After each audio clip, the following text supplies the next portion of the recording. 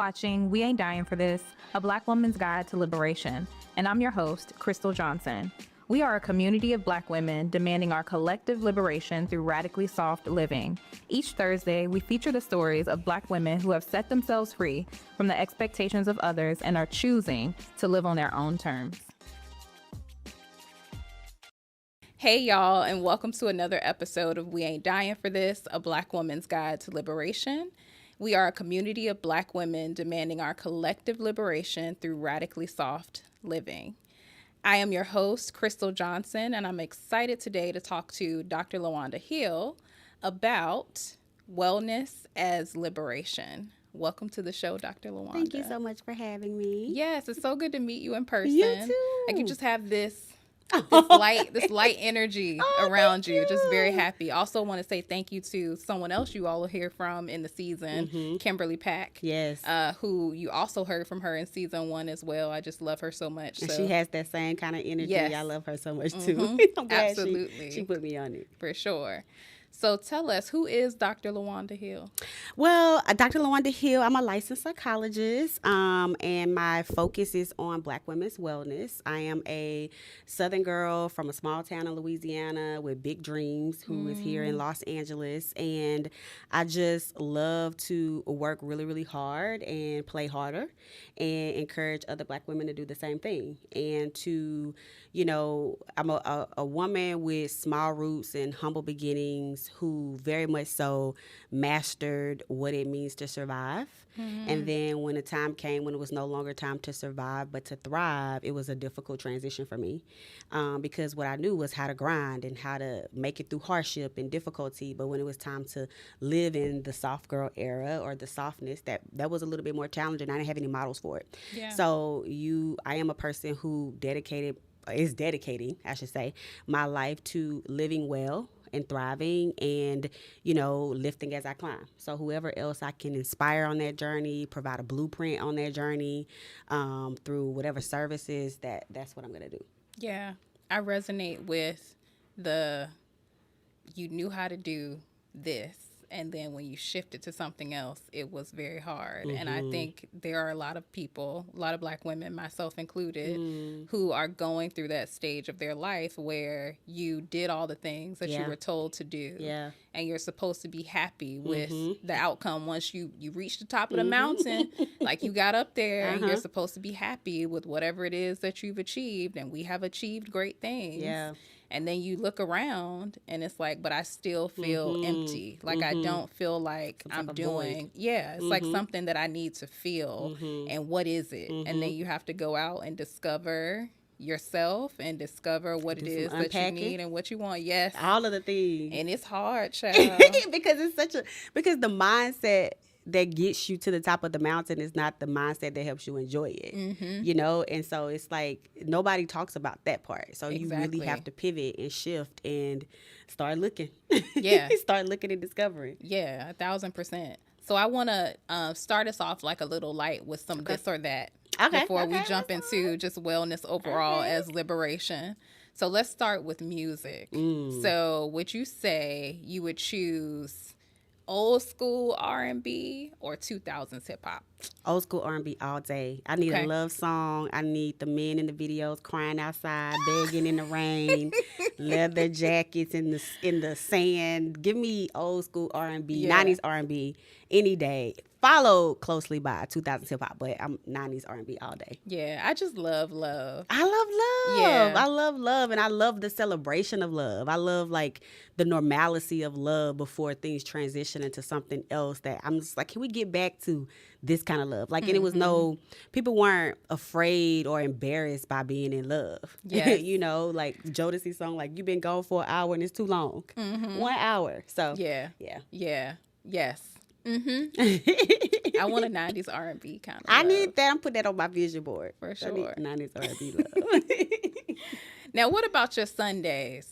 And I feel like I know the answer to this because of Wellness Check Wednesdays and being a psychologist. But is it Sunday brunch or self-care Sunday? Self-care Sunday. I love to be social, as you probably can imagine, but Sundays I am watching football.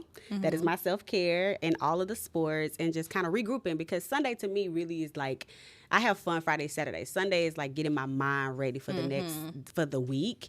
And I'm really not trying to brunch, because I'm really trying to like take care of Lawanda at that point in time. Yeah, I love that so much. And you either order your brunch in or you make your brunch. Yes. But you don't have to be with other people. I don't have to spend my money. I don't have to be out spending my money and having mimosas and doing all the things that I'm going to have to recover for on Monday. So I can just kind of calm down and slow it down on Sunday. Yeah, I love that. And what about spades or Uno? Spades all day.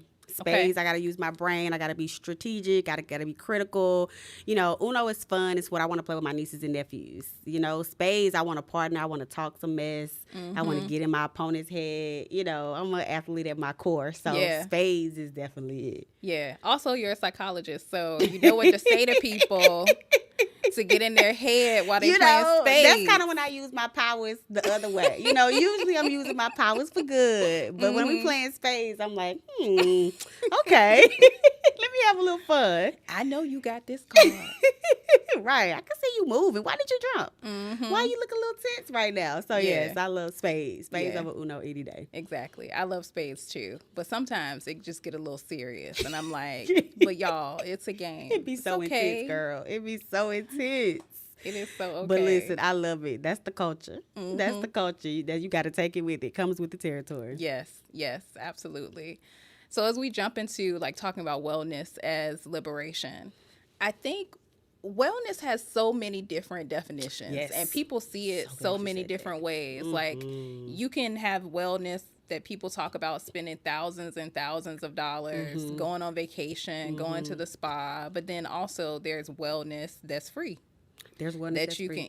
That you can actually participate in and experience without having to spend $1. So when you think about wellness, what are some of the lies that we have been told or that we tell ourselves about wellness? That's a good question. I think that to be honest, when we think of wellness, it's been commercial, and we've usually seen majority white women at a spa getting their nails done, doing yoga. So we don't think that wellness belongs to us, right? I think that the lies we tell ourselves about wellness is that it's like something for everybody else but us, everybody but Black women, and that's because of the depiction of what it has been. So the lie is that this is not something that I can obtain. This is not something that I resonate with, right? Because representation matters. And this is not something that belongs to me. And, you know, I would interrupt that narrative in the sense that wellness looks different for every community, right? We're not a monolith. Like, we are all different. Diversity is not a problem. And so what you've seen about wellness you may not resonate with, that's because it's not our version of wellness. Yeah. And so I think the lie is that, you know, it doesn't belong to us, but it does. And it just looks different because our wellness is more of a journey. And, you know, there's different nuances to it. But I feel like that's the biggest piece that I see. People, like, even if my very first summit, that was retreat, we were calling it at that time, but just the images of wellness. I was like, this is not what I'm doing. Like, I need some images that reflect what I'm trying to do that looks like the people that I'm trying to put this on for. And by and large, we haven't seen that. Now, you know, we've kind of gotten a little bit beyond that, and we're kind of we've been in the more commercialization of that, which is spending money, which is going on trips, and it's the spa and all that. And that's still, to me, not the core of what it is, right? Yeah. Wellness is an internal job, and it's about you spending time trying to figure out what does your center look like. To me, being well is being centered. You go get your well women's exam, you go get your checkup, you're really looking for the presence of health. And so for me, wellness is that, and trying to reclaim that narrative has been a challenge, but I'm grateful that you were talking about this because we're definitely on our way to doing that. Yeah, absolutely. And if you are not well, none of the other stuff you don't do matter. The trip matters. Don't matter. Yeah. I mean, you could pass out on the trip and die. Or not even be having fun on the trip because emotionally you're not well. Yes. Or you can't appreciate it or enjoy it psychologically because you're not well. So I think as I'm talking through this, I think wellness kind of sometimes feels like the external decorative things like that we add on, and it's really more internal to me. And the decorative stuff is just like icing on the cake. Exactly. It's a compliment. But Exactly. you gotta fix all this Yes. first in order for you to actually show up in the ways that you want to show up Absolutely. and be the person that you want to be. And I Yep. think we have been told to focus on what we're doing. Like, what is it that you're attaining? Yeah. Like, those are the things that have been said to be important, but what is most important is like And what you did see, right? Yeah. I completely agree. Yeah, Completely agree. absolutely. So as a psychologist, people may think that you've always known how to do wellness. It's just natural to you.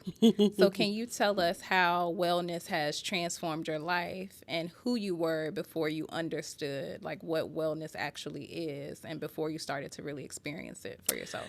Yeah, no, I want to disrupt that. It was not always natural because put it in perspective, I'm the last of 10.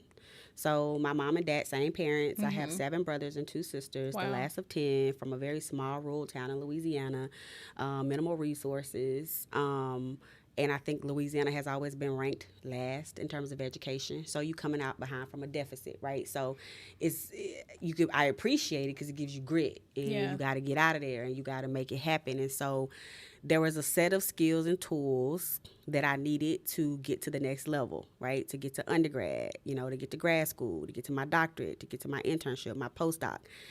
And it served you, but there's no model for beyond that.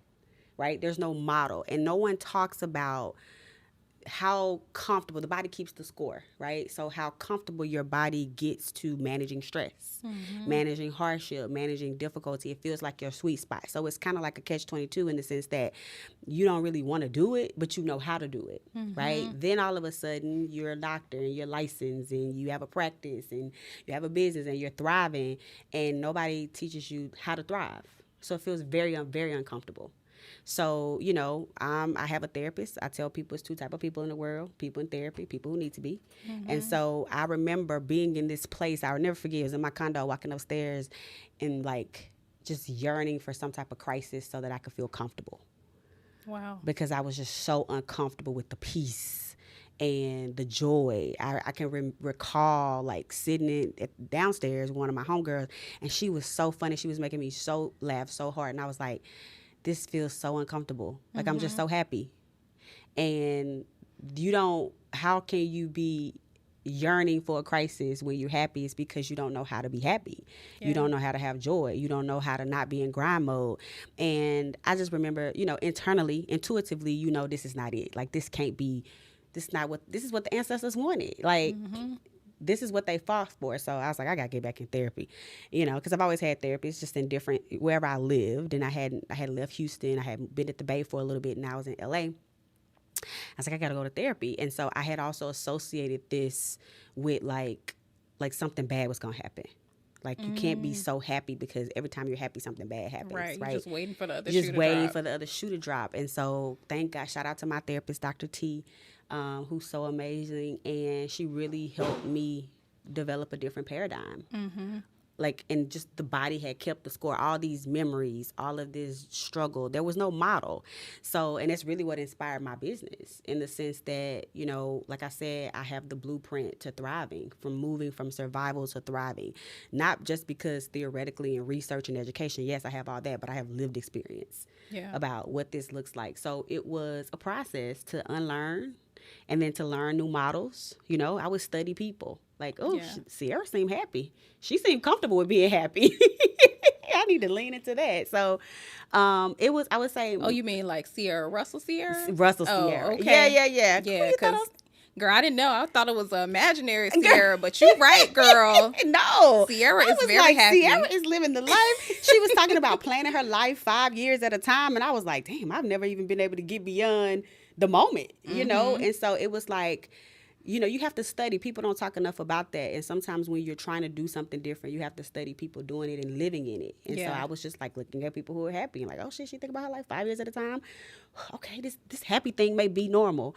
So, and I say that publicly. I say that privately to my clients. I say that in whatever space that I'm in, that it was a journey to learning how to be well. And, now I can't imagine another type of life, but it wasn't automatic. Yeah, totally. Especially if you don't know anyone else or you've never seen anyone else who looks like you particularly, because as you talked about before, it's like, oh, that's not for us. Exactly. But it actually is for us. And Yeah. there are examples of that out there that exist, but you Right. have to look for them. Yeah. And as you were talking, I was thinking about like everything that happened with the contest that went on in November, Oh. and how there are a lot of Black women who have taken a collective breath, a Yeah. collective step back.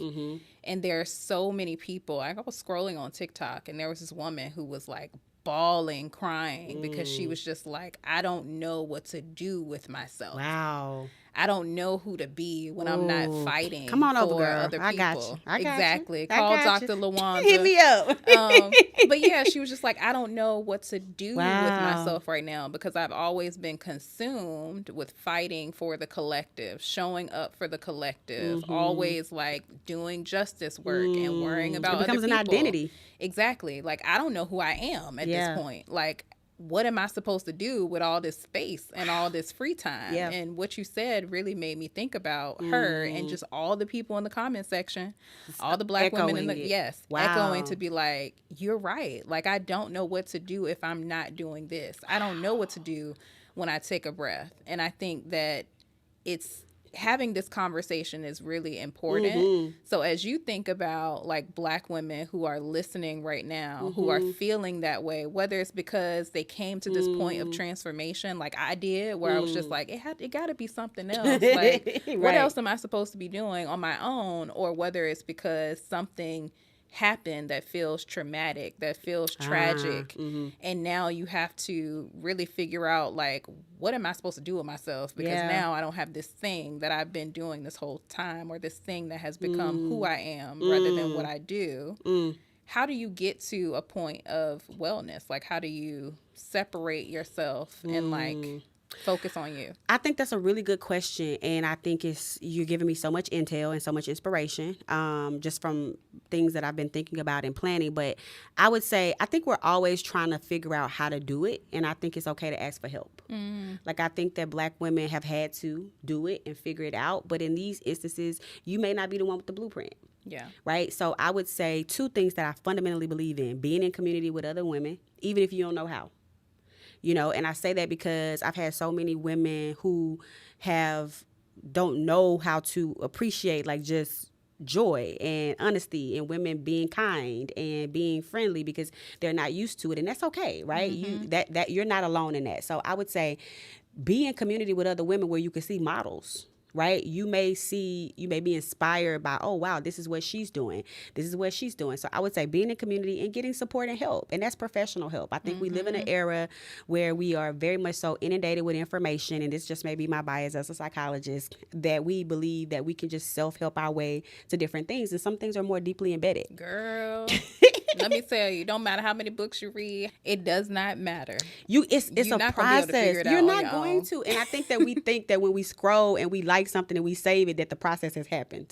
It's not, right? So you got to get professional help, I think. I think getting someone who can understand how deeply embedded, where did that identity come from, to the sister on TikTok. Like, yes, this is what you knew to do. This is what you learned to do. This is what was motivating you for survival. But that's just one piece of it. Yeah. I believe we're supposed to be having joy. We're supposed to be having fun. We're supposed to be experiencing pleasure. Yes, we're supposed to be moving in purpose, right? Which is part of that work, that justice work. But we're also supposed to be having fun. And so often we've been robbed of that. We don't even know how to do it. Right. So I would say first is just like, I would just plant that seed. Like, what would it look like for you to have fun? Like, it seems so simple and so rudimentary, but it's so powerful. What would it be like for you to experience fun, joy, and pleasure in addition to purpose, and not just purpose void of all these other things? Yeah. And being in community with other women to help you do it, to support you as you do it, and getting professional help to give you a guide. Yeah, totally. And I'm glad you said that. Like, both things can exist together. And I think a lot of times people feel like, oh, there's all these things happening in the world. Who am I to experience joy? Who am I to experience fun when all of these people are suffering? Yeah. The world is going to be the world. You came in the world with problems, you're going to leave the world with problems. Girl, yes. Okay. So that does not mean that you should rob yourself of the ability to experience joy, pleasure, fun, the problem's whatever gonna it is, be the there. good things. They are going to be there when you get back. Mm-hmm. And you know who model? I mean, I love sports for a variety of reasons, but it's because they model that so well. You watch, and football is fresh on my mind because we just won the championship, so it's that. But I watch these men on the field, and I'm like, they are having the time of their lives, just running, joyful, playing. Despite what's going on, right? Yes. And they're playing a game that they love. And I feel like that's so powerful of watching people play. Yes. Like play and have fun and then get back to the grind. But we have to learn. We haven't had the luxury, generationally to do that. So I do think that we're ground zero in learning how to implement that into our lives. Totally. And I'm glad you mentioned like the examples and the football players because recently, like in the last month, I've seen pictures of civil rights activists from the past experiencing joy and doing the things that they love. But all the images we've ever seen of them, they have been marching. Yes. Rosa Parks is sitting on the bus. Yeah. Like she in the prison cell. Yes. Like that's all that we have seen is like them actively in the fight, but not them enjoying our lives. Actively in the joy. Exactly. So like I saw a picture of Rosa Parks like doing yoga. Like apparently she was a yogi. Really? Yes. And then you see Martin, him and Coretta like in Jamaica chilling, like he in the pool and stuff. And I'm like, okay, like we're actually experiencing joy and pleasure, and these are images that have been hidden from us by and large. I mean, I'm sure that there are people who have seen them before, but I, in my 39 years of life, had never actually seen those images. And I feel like for some people, it's probably going to make them feel like they have permission. We need permission. To experience joy and pleasure because, okay, like I can be well. I can be well and serve I can put people. this down and get back in the fight. Because here's the thing. We're hardwired to do it. Yeah. It's in our DNA.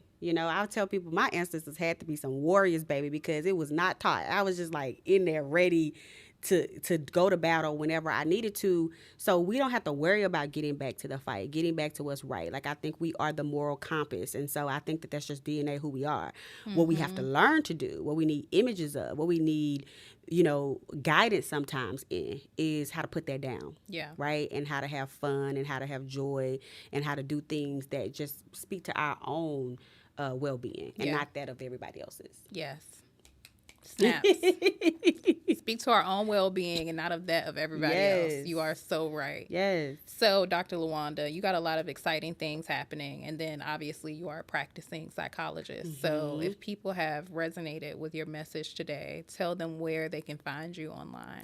You can find me at my website, drlawandahill.com, where you can get plugged in. But then you can also find me at Dr. Lawanda Hill on Instagram, on LinkedIn, Facebook. I don't do Twitter, Threads, and that's where the content is. That's where the energy I be cutting up in my stories. But also, I try to make certain that I'm providing practical perspective, tips, tools, and insights for Black women to thrive. Amazing. I love that so much. And I feel so connected to you because my mission is to help Black women who are saving the world to save themselves first. Yes. So give the best of you to you. I thank you for that. I feel like it's so necessary. Yes. Thank you for being here. Thank you so much for having me. Yeah. And then thank you to everyone who is tuning in and hearing more about wellness as liberation. And we'll see you next time. Thank you for watching this week's episode of We Ain't Dying for This, a Black woman's guide to liberation. Catch up on previous episodes on the Living Corporate Network and on YouTube. You're also invited to join our exclusive community for access to early episode releases, exclusive content, live events, and more.